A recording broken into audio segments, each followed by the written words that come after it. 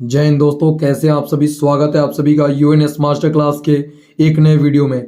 दोस्तों, class 10th के इस सीरीज में हम लोग आगे बढ़ते हुए आज बहुपद पर आ चुके हैं। अतः दोस्तों, आप में से जो भी बच्चे इस बार मैट्रिकुलेशन या 2025 में मैट्रिकुलेशन का एग्जाम देने वाले हैं, उनके लिए यह वीडियो काफ़ी महत्वपूर्ण है। इस वीडियो के तहत दोस्तों हम इस चैप्टर के कॉन्सेप्ट और क्वेश्चन दोनों को करने वाले हैं, और ये वीडियो खासकर जो इस बार क्लास 10th का बोर्ड एग्जाम देने वाले हैं उनके लिए ये वीडियो कहीं ना कहीं वरदान साबित होने वाला है। दोस्तों, हम लोग इस चैप्टर के अकॉर्डिंग टू द पॉइंट बात करेंगे दोस्तों, ताकि हम ज़्यादा से ज़्यादा बोर्ड एग्जाम में मैक्सिमम स्कोर कर सके। और अब रहा बात, आपके दिमाग में सवाल आएगा कि सर बहुपद से लगभग कितने नंबर का सवाल ऑन एन एवरेज पूछता होगा। तो दोस्तों 8 से 10 नंबर का पूछता है। अगर आप एक बेहतर स्टूडेंट हैं तो आप इस 8 से 10 नंबर की कीमत बहुत अच्छे तरीके से समझ रहे होंगे। अतः दोस्तों, अगर आपका समय को ना बर्बाद करते हुए वीडियो को शुरू करते हैं। अगर आप लोग इस चैनल पर नए हैं तो कृपया जरूर चैनल को सब्सक्राइब कर लेंगे, ताकि हम आप तक और भी ऐसे अनेक वीडियो को पहुंचा सकें। दोस्तों, इस ध्यान दीजिएगा, हमारे सामने आ चुका है बहुपद। सबसे पहला टॉपिक आ चुका है बहुपद। बच्चों के दिमाग में प्यारा सा सवाल है, सर बहुपद पर आने जा रहे हो, पहले तो बता दो सर बहुपद होता क्या है, किसे कहते हैं बहुपद। तो हमने कहा मेरे लाडले, पद एवं घात के अध्ययन को, ध्यान से सुनना, पद एवं घात के अध्ययन को हम लोग बहुपद कहते हैं। मैं फिर से बता दूं, इस वीडियो के तहत हम लोग पूरे कॉन्सेप्ट को देखने वाले हैं। इस वीडियो को अगर आप मन से बैठ के अच्छे से कंप्लीटली रूप से अगर देख लेते हो, और इसके बाद अगर आपने प्रीवियस ईयर क्वेश्चन लगा लिया, तो मेरा यह दावा है कि यह 8 से 10 नंबर आपका बोर्ड एग्जाम में कहीं भी छूटने वाला नहीं है। दोस्तों, हमारे सामने आ चुका है बहुपद। मैंने बताया कि बहुपद होता क्या है। पद एवं घात के अध्ययन को, ध्यान से सुनिएगा, पद एवं घात के अध्ययन को हम लोग बहुपद कहते हैं। यहाँ सबसे पहला सवाल आता है कि पद क्या होता है। तो जो दोस्तों, इसको नॉर्मली इसको हम लोग डिफाइन तो नहीं करेंगे, लेकिन समझने का प्रयास करते हैं पद क्या होता है। जैसे मान लीजिए, यहाँ पे ध्यान दीजिएगा, हमारे पास यहाँ पे दिया हुआ है x+4। समझिए, इतना ध्यान रखिएगा, पद का विभाजन प्लस और माइनस से होता है। तो हमने कहा यहाँ पर ये कौन सा पद हुआ, तो आपने कहा कि एक पद हो गया सर, प्लस किधर एक पद। तो मैंने पूछा इस जो आप देख रहे हो ये टर्म, ये टोटल में ये कितने पद होंगे, तो आपने कहा कि सर 2 हो गए। मैंने कहा x प्लस y कह दिया, बताओ इसमें कितने पद है, तो आपने कहा 2 पद है। लेकिन मैंने कहा x इंटू वाई, बताओ अब ये कितने पद है, तो आपने कहा कि नहीं सर ये तो केवल अब एक ही पद हो गया, क्योंकि आपने कहा ना पद का विभाजन प्लस और किससे करते हैं, माइनस से। अभी इतना ही ध्यान रखिएगा दोस्तों। हम बात करते हैं, सबसे इंपॉर्टेंट यहाँ से पॉइंट है वो कि पद जो होते हैं ना, वो बेसिकली 2 प्रकार के होते हैं। कितने प्रकार के होते हैं, 2। पहला होता है चर। पहला क्या होता है, ध्यान से सुनिएगा, पहला जो होता है वो चर होता है, जिसको आप लोग इंग्लिश में वेरिएबल के नाम से जानते हो, ठीक है। दूसरा होता है अचर। दूसरा क्या होता है, अचर, जिसको आप इंग्लिश में कांस्टेंट के नाम से जानते हो। ध्यान से सुनिएगा, पद कितने प्रकार के होते हैं, 2। एक होता है चर और दूसरा क्या होता है, अचर। चर क्या होता है, तो दोस्तों ए से लेकर जो जेड तक के जो टर्म होते हैं ना, उसे हम लोग चर कहते हैं। और जो काउंटिंग नंबर मतलब समझ रहे हो ना, जो गिनती की संख्या होती है, उसे हम लोग अचर कहते हैं। जैसे अगर मैंने पूछा कि बताओ x क्या है, तो आपने कहा चर। मैंने पूछा y क्या है, आपने कहा चर। z क्या है, तो आपने कहा चर। लेकिन मैंने पूछा 1 क्या है, तो कहा कि अचर। 2 क्या है, अचर। 3 क्या है, अचर। अर्थात आप इस सीरीज को समझ लिए होंगे। जल्दी से मेरे प्रश्नों का उत्तर दीजिए दोस्तों। पद कितने प्रकार के होते हैं, 2। चर और दूसरा अचर। चर को इंग्लिश में क्या कहते हैं, वेरिएबल। अचर को कांस्टेंट। चर किसे कहते हैं, तो ए से लेकर जेड तक का जो टर्म होता है उसको चर कहते हैं, और गिनती की जो संख्या होती है उसे क्या कहते हैं, अचर। अब आता है दोस्तों यहाँ से एक और चीज को बहुपद पढ़ने के दौरान हम समझने का प्रयास करेंगे, संख्याएं। कोई भी जो संख्या जो आप देखते हो ना दोस्तों, वो बेसिकली 2 चीजों से मिलकर बना होता है, संख्या। अरे सर संख्या भी 2 चीजों से, हमने कहा हाँ मेरे लाडले, संख्या मूलतः, जैसे मान लो मैं तुम्हें एक ही में समझाने का प्रयास करता हूँ। ये एक्स नाम का कोई अगर संख्या तुम देख रहे हो ना, तो यहाँ एक हिडन टर्म में ऊपर में ए छुपा होता है। यानी याद रखना, ये जो नीचे वाला जो टर्म देखते हो ना, इसको कहते हैं हम लोग बेस। क्या कहते हैं, बेस। याद रखना, यानी आधार होता है। और ये जो ऊपर वाला ए देख रहे हो ना, इसको कहते हैं पावर। इसी को हम लोग घात कहते हैं। यानी कोई भी संख्या 2 चीजों से मिलकर बना होता है, पहला आधार और दूसरा उसका घात। जैसे मान लीजिए हमने आपके पास यहाँ दिया, यहाँ ये टर्म दिया है। अब बताओ ये संख्या में हमारा आधार क्या है, तो आपने कहा सर आधार तो x है। मैंने कहा घात कितना है, 2। तो ये हो गया हम लोग का। चलिए, कोई पूछेगा लाडले बहुपद क्या है, तो पद एवं घात के अध्ययन को बहुपद कहते हैं। पद 2 प्रकार के होते हैं, चर दूसरा अचर। ए से लेकर जेड तक के टर्म को चर, गिनती की संख्या को अचर। संख्या कितनी चीजों से बनी होती है, 2। पहला है आधार और दूसरा क्या है, घात। नीचे वाले को आधार, ऊपर वाले को घात। चलिए बढ़ते हैं दोस्तों आगे की ओर, नेक्स्ट पेज पे आते हैं, ध्यान दीजिएगा। चलिए बढ़ते हैं नेक्स्ट पेज की ओर दोस्तों। हमारे पास आ चुका है बहुपद के प्रकार। ध्यान सुनिएगा, हमारे पास बहुत ही प्यारा सा टॉपिक आ चुका है कि सर क्या बहुपद के प्रकार भी होते हैं क्या सर? पूरा डिटेल जब पढ़ा रहे हो सर तो बढ़िया से पढ़ा दो सर, और क्वेश्चन भी कराओगे? हमने कहा हाँ मेरे लाडले, पूरा क्वेश्चन भी आप करने वाले हो। बहुपद के प्रकार की अगर बात की जाए बुआ, तो बहुपद बेसिकली, बहुपद को प्रकार मत बोलो, बहुपद को दो आधार पे मेरे लाडले बांटा गया है। बहुपद को कितने आधार पे बांटा गया है? दो। जिस तरह मान लीजिए आपके क्लास में आप पढ़ते हो, तो आपको क्लास में अगर मुझे बांटना हो तो हम कैसे बांटेंगे? लड़का को एक अलग भाग में बांट देंगे, लड़कियों को एक अलग भाग में। तो यहाँ क्या हो गए, यहाँ लिंग के आधार पे मैंने बांटा, लड़का को अलग लड़की को अलग। उसके बाद अलग अलग तरीके हो सकते हैं, आधार हो सकते हैं। उसी प्रकार बुआ बहुपद को दो आधार पे बांटा गया है, एक है पद के आधार पर और दूसरा है घात के आधार पे। सबसे पहले हम समझने का प्रयास करते हैं पद के आधार पे। पद के आधार पे जो बहुपद होता है ना बुआ, वो दो होते हैं। एक होता है एक पदी बहुपद, द्विपदी बहुपद, और तीसरा है त्रिपदी बहुपद। सवाल यही है बच्चों के मन में आता है कि एक पदी बहुपद क्या होता है? तो मैंने कहा वैसा बहुपद जिसमें केवल और केवल एक पद हो। कितने पद हो? एक पद हो, उसे एक पदी बहुपद कहते हैं। वैसा बहुपद जिसमें दो पद हो। कितने पद हो बुआ? ध्यान से सुनिएगा, वैसा बहुपद जिसमें दो पद हो उसे हम द्विपदी बहुपद कहते हैं। और वैसा बहुपद जिसमें तीन पद हो। कितना पद हो? तीन पद हो, उसे हम लोग त्रिपदी बहुपद कहते हैं। जल्दी से मेरे प्रश्न का उत्तर दो। पद के आधार पे कितने होते हैं? तीन। एक पद होगा तो एक पदी, दो पद होगा तो द्विपदी, और तीन पद होगा तो त्रिपदी। एग्जाम्पल से समझने का मेरे लाडले प्रयास करना। मैंने लिखा दो, मैंने यहाँ पे केवल लिख दिया एक्स लिख दिया। अब बताओ यहाँ कितने पद है? तो आपने कहा सर एक पद है। तो मैंने कहा लाडले ये हो गया हमारा एक पदी बहुपद। ये क्या हो गया? एक पदी बहुपद। मैंने कहा एक्स प्लस वन।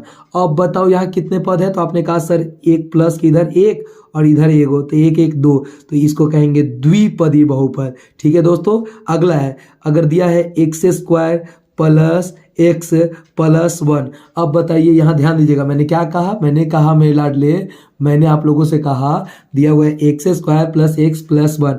बताओ प्लस की इधर एक हो, यहाँ एक हो, यहाँ एक हो। बताओ एक एक दो, दो और एक के कितना? तीन। तो कितने पद हो गए? तीन। तो इसको कहेंगे त्रिपदी बहुपद। क्या आपको ये चीजें समझ में आ गई?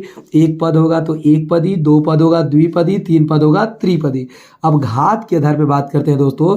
घात के आधार पे बहुपद भी तीन प्रकार के होते हैं। कितने होते हैं? तीन। वीडियो को दोस्तों हम थोड़ा तेजी लेके चलेंगे। क्यों? क्योंकि आपकी एग्जाम तो काफी नजदीक है, धीरे चलेंगे। बाप सर्दी बहुत काफी हो गया है। ठीक है, ध्यान दीजिएगा।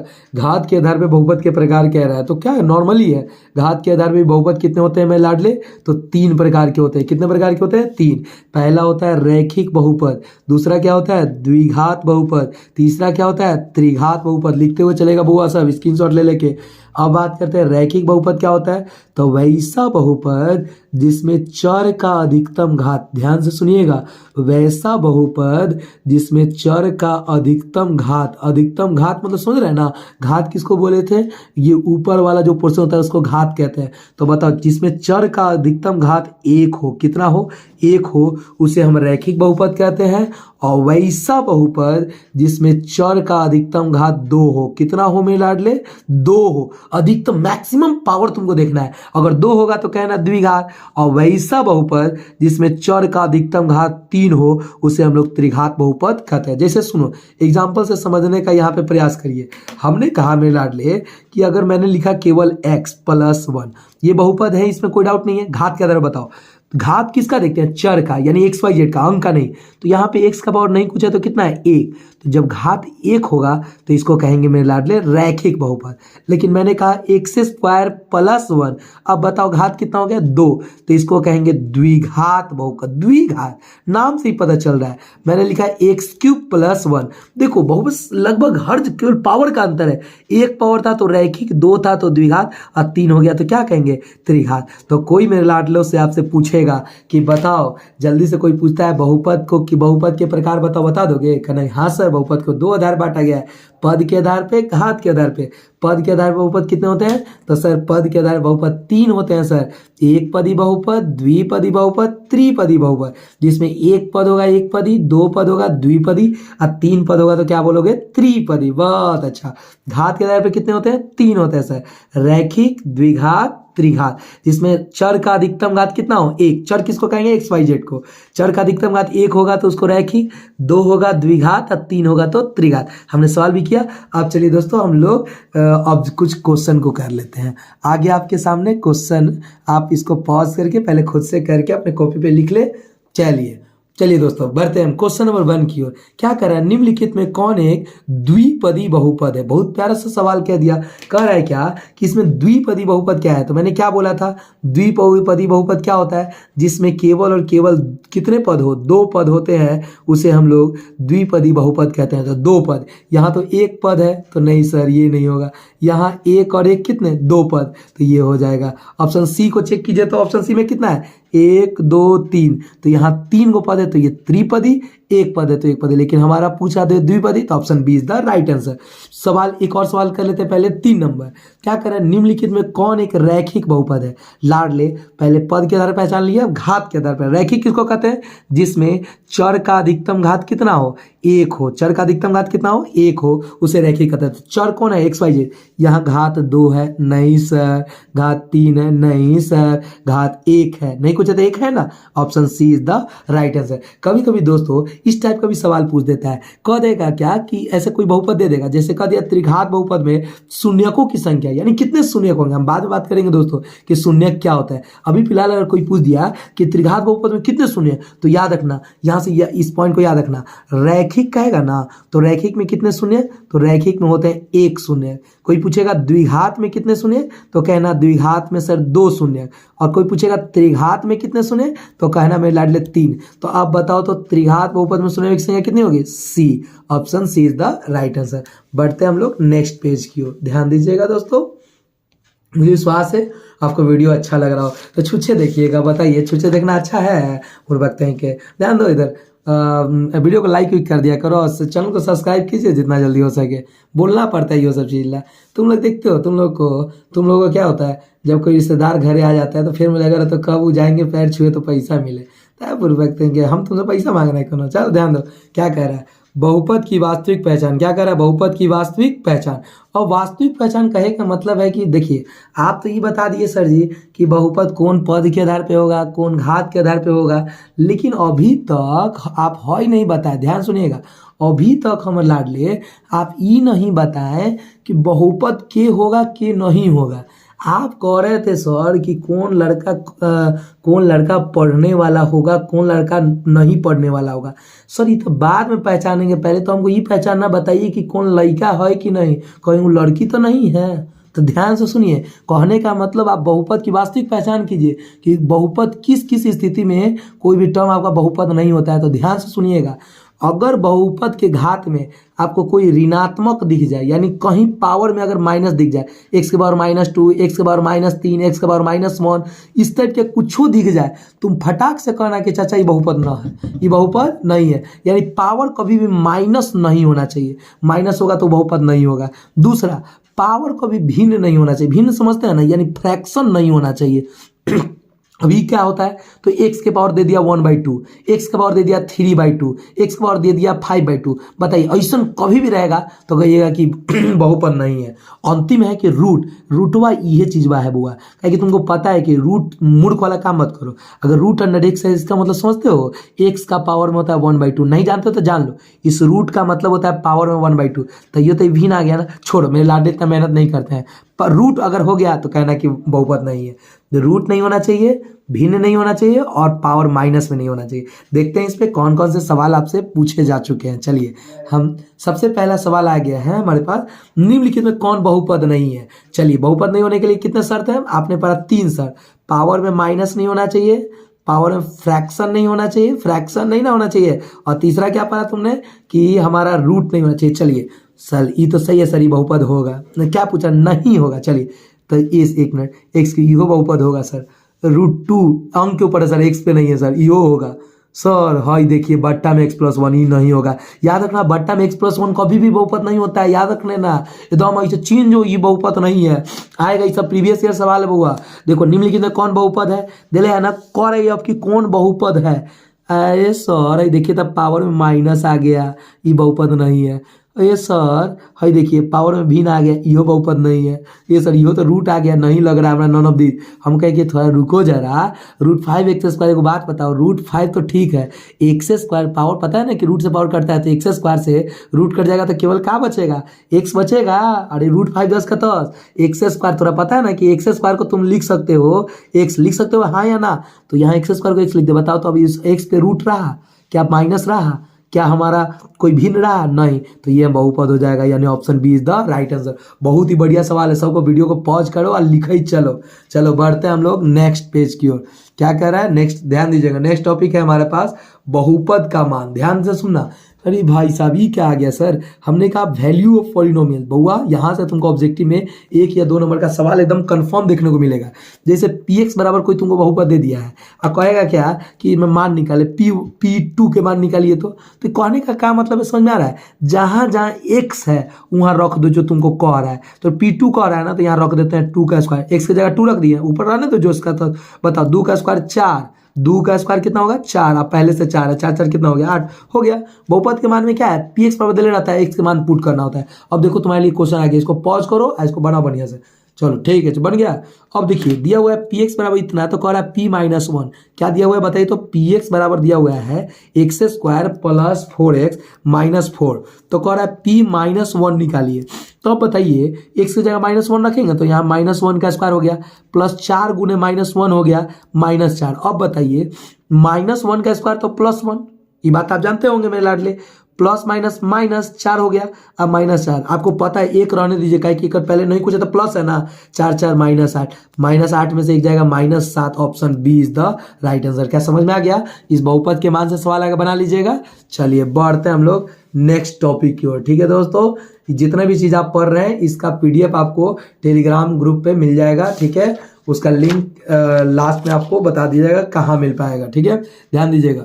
अब आता है बहुपद का शून्य, इंग्लिश में कहते हैं जीरोज ऑफ पोलिनोमियल। ये क्या है सर, तो हमने कहा चर का वह मान, चर बोले तो XYZ, चर बोले तो XYZ, चर का वह मान जिसे रखने पर पूरे बहुपद का मान शून्य हो जाए उसे बहुपद का शून्य कहते हैं। जैसे मान लीजिए, ध्यान दीजिए, px बराबर आपके पास कोई बहुपद दिया है x² - 4, आप x के जगह यहाँ पे 1 रखें, कितना रखें 1 रख के देखिए। तो x के जगह जब हम 1 रखेंगे तो अभी तो रखने आ गया ना, जहाँ जहाँ x है वहाँ 1, तो 1 का स्क्वायर -4। अब बताइए 1 का स्क्वायर तो हो गया सर 1, और 4 जब 1 में से 4 गया -3, क्या बताइए तो क्या ये 0 आया क्या, तो कहे कि नहीं सर ये 0 नहीं आया।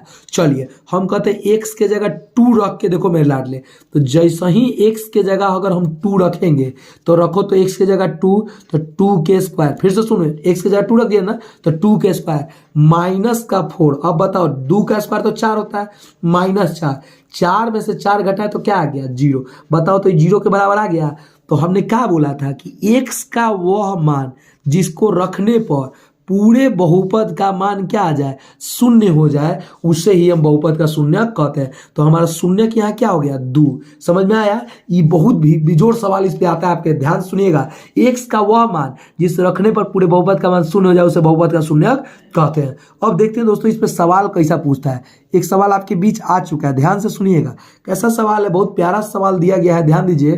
कह रहा है क्या कि यदि बहुपद इतना का कोई शून्यक 2 है तो k का मान ज्ञात करें। देखिए अब आपको क्या कह दिया कि शून्यक 2 है, शून्यक दे दिले हैं, तो कह रहा है k का मान।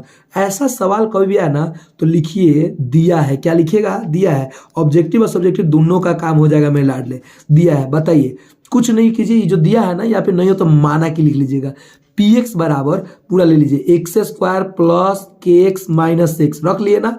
अब क्या कर रहा है, इसका कोई शून्यक 2 है, तो शून्यक 2 रखने कहने का मतलब क्या है कि x के जगह जब हम 2 रखेंगे, x के जगह हम क्या रखेंगे 2 रखेंगे, तो हमारा बहुपद का मान क्या हो जाएगा, हमारा बहुपद का मान क्या हो जाएगा शून्य हो जाएगा। x के जगह इसे ही 2 रखेंगे। अरे शून्य कहने का मतलब क्या है कि अगर 2 शून्यक है तो p2 का मान क्या होना चाहिए 0। तो अब एक काम करिए, x के जगह p2 रखिए, तो x के जगह क्या रखिएगा p2 रखिए, तो जहां जहां x है वहां 2 रखिए। तो यहाँ 2 का स्क्वायर प्लस k × 2 - 6। अब मेरे लाडले तुरा पता है ना कि p2 का मान जब भी शून्य लेंगे तो इसका मान 0 ले लेना। कितना ले लोगे 0। अब बताओ 2 का स्क्वायर तो 4, 2 में k से करेंगे तो 2k और -6 जस के 10। अब बताओ ये 0 से कोई दिक्कत नहीं है, टू के रहने दो। अब बताओ -6 और 4 क्या होगा, तो -2 हो जाएगा सर। तो अब बताओ, इसलिए -2 जब उधर जाएगा तो 2 हो गया बराबर 2 के। तो जब यहाँ से के का मान निकालेंगे तो ये 2 से 2 कट जाएगा, क्या हो जाएगा 1। बताइए, तो option B is the right answer. समझ में आ गया। कहेगा कि कोई शून्य 2 है तो के का मान हमने क्या किया, सबसे बड़ा px ले लिया और 2 कोई शून्य 2 है यानी p2 का मान क्या होना चाहिए 0। अब हम कुछ नहीं किए, जहां x था वहां 2 रखे। हमको पता है कि p2 का मान क्या है 0, रख दिए, आंसर में आ गया। चलो पॉज करके नोट कर लेना इसको। बढ़ते हैं हम लोग नेक्स्ट क्वेश्चन की ओर। बहुपद शून्यक पे एक और सवाल देखो आ गया। बहुपद px का एक शून्यक है। अब देखिए इसमें शून्य आपको शून्यक नहीं दिया है, शून्यक के पूछ रहा है, तो कुछ नहीं करना है। ऐसा सवाल पूछा है ना तो रख के वैल्यू देखो कि किस पे 0 मान आ रहा है। तो 0 रखेंगे अगर यहाँ पे तो 0 तो ये तो खत्म, x के जरूरत नहीं तो पूरा खेले खत्म हो गया, इहो खेल खत्म हो गया। खाली क्या बच गया -12। तो बताइए -12 बचा, 0 नहीं ना आया तो हटाओ, ई नहीं होगा सर। 2 रख के देखते हैं, रखो तो 2 का स्क्वायर। बताओ 2 का स्क्वायर कितना होगा, तो 2 का स्क्वायर होगा 4, 4 दूना 8, जहाँ जहाँ 1 से वहाँ 2 रखो। तो 2 के स्क्वायर 4, 4 दूना 8 और -12। बताओ 8 और 4 12, 12 से 12 गया 0। बताओ तो जैसे ही तुमने x का मान 2 रखा पूरा बहुपद का मान 0 आ गया। तो कहा हाँ सर ये तो शून्यक है। समझ में आ गया। चलिए बढ़ते हैं हम लोग दोस्तों नेक्स्ट पेज की ओर। इसको पॉज करके नोट कर लीजिएगा। चलिए ध्यान दीजिएगा आप लोग, बढ़िया, थोड़ा सा ध्यान दीजिएगा, मतलब बोर्ड एग्जाम में करते हैं। देखिए अब शून्यक में ना अब सवाल कैसा आता है, कहते हैं शून्यक ज्ञात करें। यहां से आपको ऑब्जेक्टिव सब्जेक्टिव हर सवाल मिलेगा। इसको दोस्तों हम 3 कैटेगरी में बांटे हैं। अगर हमारा विश्वास है, हम जिस तरीके से पढ़ा रहे हैं दोस्तों उस तरीके से आप अगर केवल पालन करके बढ़िया से, मैंने क्या बोला, सबसे पहले तुमको बढ़िया से पढ़ लेना है यहाँ पे।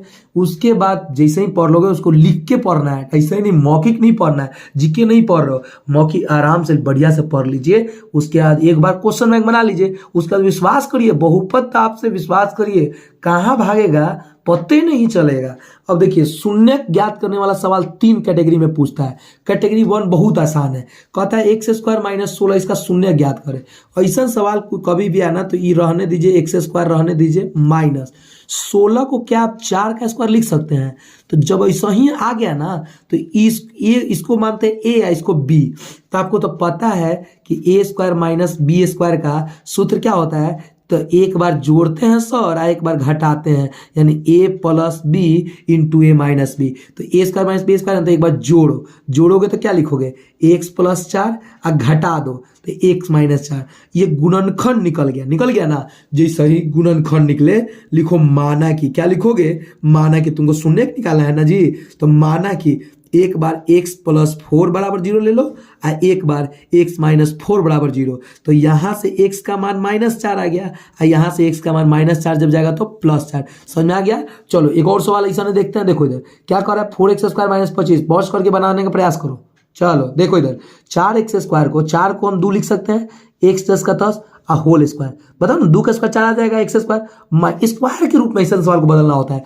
25 को क्या आप 5 का स्क्वायर लिख सकते हैं। अब बताइए ये आ गया a² - b²। तो एक बार जोड़िएगा ना यानी 2x + 5, एक बार घटाइएगा तो 2x - 5। बताइए गुना के रूप में आ गया।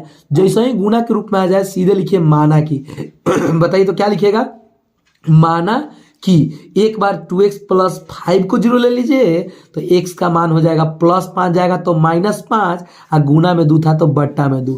ऐसा ही 2x - 5 बराबर 0 है तो x का मान चाहिए तो -5 जाएगा तो हो जाएगा +5 और ये 2 गुना में है तो बट्टा में 2 तो -5/2 और +5/2। हमको विश्वास से कैटेगरी 1 का निकल जाएगा। पॉज करके उसको नोट करते चलिए बढ़ते हैं हम लोग कैटेगरी नंबर 2 पर।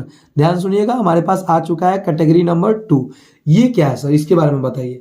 हमने इसे बोला कि देखो इसमें पहचानो, इसमें 2 x आ गया कि नहीं। तो ऐसा सवाल आ जाए ना तो इसमें कॉमन लिया करते हैं, 3x² - 6x। अब बताओ कौन कॉमन है, तो तुम कहोगे सर 3x कॉमन है। तो 3x जैसे ही कॉमन निकालोगे तो यहाँ से 3 निकल गया, x निकल गया तो एगो x बचेगा ना। तो कहोगे हाँ सर, यहाँ 3x निकल गया तो 3x के पारा में 6 क्या मरतबे में आएगा, तो 2 मरतबे में रख दिए। बताइए हो तो गुना के रूप में आ गया। जैसे ही गुना के रूप में आ जाए लिखना है माना की। क्या लिखना है मेरे लाडले, माना की एक बार 3x को 0 ले लो और एक बार x - 2 को 0 ले लो। तो यहाँ से 0 में किसी से भाग करिएगा तो कितना आएगा 0 और यहाँ से x बराबर -2 जाएगा तो +2 बन गया। चलिए एक और सवाल है, या बनाइए, जल्दी बना लीजिएगा, जल्दी बनाइए।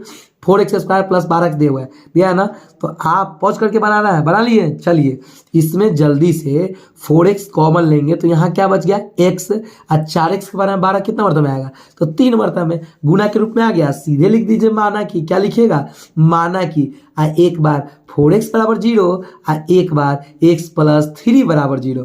अब बताओ x का मान तो 0 आ ही गया, और यहाँ से +3 जब जाएगा तो -3। क्या समझ में आ रहा है? बहुपद का ये बहुपद में शून्य निकालने का दूसरा कैटेगरी बुझाया, गर्दा कर दिए तुम लोग जर्दा मिला के। अरे इस तरह पढ़ाई करोगे तो तुम्हारे आसपास भी घूमने वाला है सब, गर्दा बचा दोगे। देखो इधर सब, देखो इधर x² प्लस 7x प्लस 10 दिया हुआ है।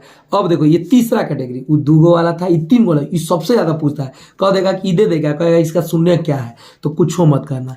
और इस सवाल में जो अंतिम वाला अंक हो, यहाँ x के पहले चेक कर लेना, कोई अंक तो नहीं ना होगा तो गुना करा देना, नहीं है तो रहने दो। 10 है ना, 10 को ऐसा फैक्टर में तोड़ो कि मतलब नॉर्मली कट जाए, 5 दूना 10। अब देखो तो 5 और 2 को जोड़ने पर भीतर वाला आ रहा है क्या, तो जैसा ही आ जाएगा ना तो एक काम करना, x² उतार दो, यहाँ जो चिन्ह है वह चिन्ह उतार दो। अब बड़का यहाँ 5 है कि 2 है, तो 5 उतार के x लिख देना। अब बताओ तुमको जोड़ 7 लाना है तो जोड़ना पड़ेगा ना, तो यहाँ प्लस, तो यहाँ भी क्या देंगे प्लस, और यहाँ लिख देना 2x, अब प्लस 10। अब तो तुम बना लोगे, अब गर्दा कर दोगे। बताओ x² प्लस 5x में क्या कॉमन है, तो यहाँ अंक नहीं है, यहाँ अंक है, सॉरी एक अंक तो कॉमन नहीं होगा, x कॉमन होगा, तो यहाँ x प्लस 5 बचेगा, और यहाँ 2 कॉमन लीजिएगा तो यहाँ भी x प्लस 5 बचेगा। अब बताइए जो कॉमन है उसको बाहर कर लिए, अंदर में क्या बच गया, तो x प्लस 2। अब लाड ले, यहाँ जब मानिएगा क्या लिखिएगा, माना कि x प्लस 5 बराबर 0, तो x बराबर यहाँ -5 आ जाएगा, और यहाँ x बराबर +2 जाएगा तो -2। इस तरीके से बना लीजिएगा। अगला सवाल यही है, x² - 6x। तो 8 को जब तोड़ते हैं अमर लाडले, तो 4 दूना 8, 4 और 2 देखिए तो 6 आ गया, x² उतार लिए ना। अब देखिए क्या करना है, x² उतार लिए, देखिए अब हम क्या बोलते हैं, जो चिन्ह यहाँ वह उतारिए। अब बड़का भैया को बुलाइए, 4x आ गया। अब आपको जोड़ना है कि घटाना है, तो आप कहेंगे सर हमको तो जोड़ना है। तो जोड़ने के लिए मेरे लाडले एक बात बताओ, तुमको सेम चिन्ह देना होगा, यहाँ माइनस तो यहाँ भी क्या देना होगा माइनस, उतर जाएगा 2x प्लस 8 हो गया। बस स्टार्टिंग में दिक्कत है, ये दोनों में x कॉमन है तो निकाल लिए, तो x -4। बताओ इस दोनों में 2 कॉमन है तो क्या बच गया x -4। अब जो मिल गया उसको बाहर निकाल लो, x -4 अंदर बच गया x -2। अब बताओ यहाँ -4 जाएगा तो क्या हो जाएगा +4, -2 जाएगा तो +2, आंसर 4 और 2। तो बउआ किसका ऐसा अब शून्य के तीनों कैटेगरी के तुम पोस्टमार्टम निकाल दिए, कितना निर्दयी है जी, पोस्टमार्टमो निकाल देता है सब, गर्दा करोगे सर बुढ़वा करके। देखो इधर अब आता है हमारे पास मोस्ट इंपॉर्टेंट टॉपिक। जब बहुपद आप पढ़ लेते हैं ना तो इंडिविजुअल रूप से आपको पढ़ना होता है। ध्यान से सुनिएगा, क्या पढ़ना है आपको पढ़ना है रैखिक बहुपद के बारे में, कि सर लीनियर पॉलिनोमियल होता है क्या रैखिक बहुपद, थोड़ा बढ़िया से बताइए।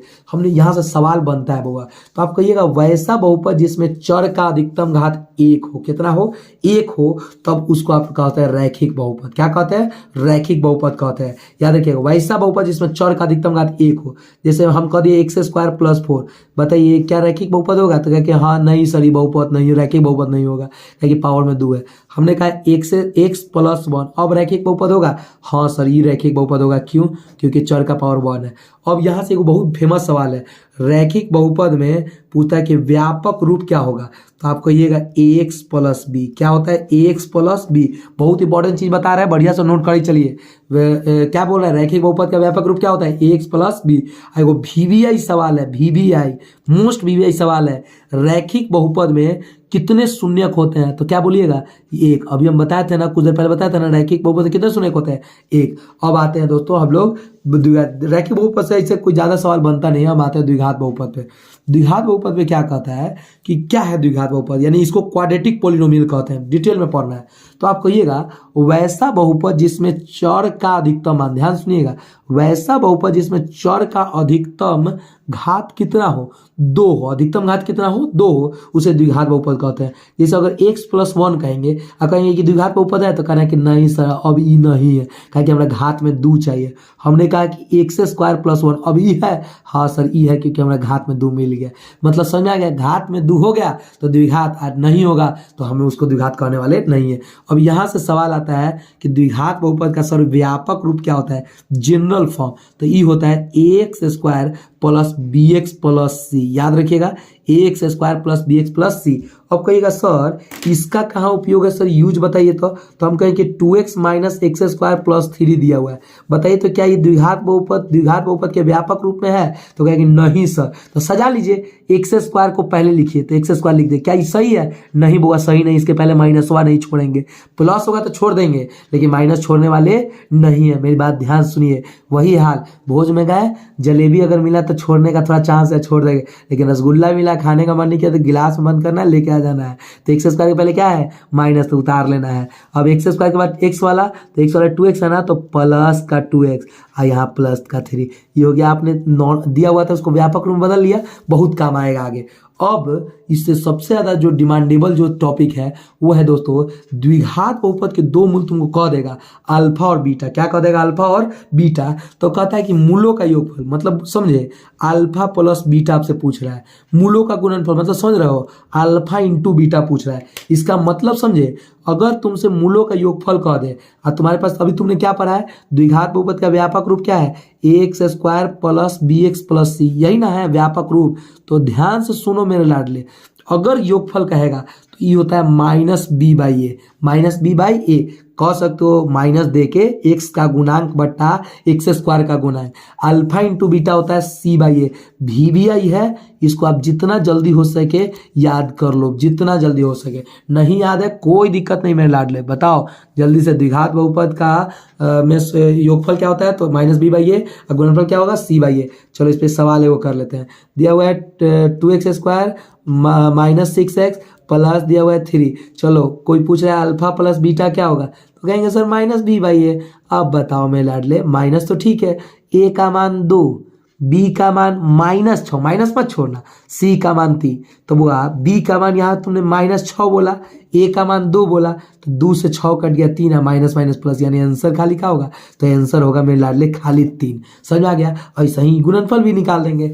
अब देखो अंतिम इसका द्विघात बहुपद से खूब पूछा हुआ सवाल, कहता है कि अगर X square plus B X plus C, ये तो द्विघात व्यापक रूप है, आपको कह देगा ना कि आपके पास मूल दिया हुआ है, अल्फा बीटा दिया हुआ है, तो द्विघात बहुपद निकाले, तो आप सीधे सूत्र लगाइएगा x square minus alpha plus beta x plus alpha into beta. अब ये क्या है सर, तो सुनो एग्जाम्पल देखने का प्रयास करो। क्या कह रहा है कि यदि द्विघात बहुपद के दो मूल, यदि द्विघात बहुपद के दो मूल एक और 2 है, एक और क्या है 2 है, तो बताइए द्विघात बहुपद क्या होगा। मतलब मूल दे दिया, अल्फा दे दिया और बीटा दे दिया, तो कह रहा है द्विघात बहुपद क्या होगा। तो तुम सूत्र सीधे बताओ क्या होता है, एक्स स्क्वायर माइनस क्या होता है अल्फा प्लस बीटा एक्स अब प्लस अल्फा इंटू बीटा, ये ना। अब कुछ नहीं करो, एक्स स्क्वायर, ध्यान से सुनो क्या करोगे, एक्स स्क्वायर रहने दोगे ना, माइनस अल्फा प्लस बीटा, यहाँ अल्फा का मान 1 और बीटा का मान 2, तो 1 का 2 जोड़ोगे तो कितना हो जाएगा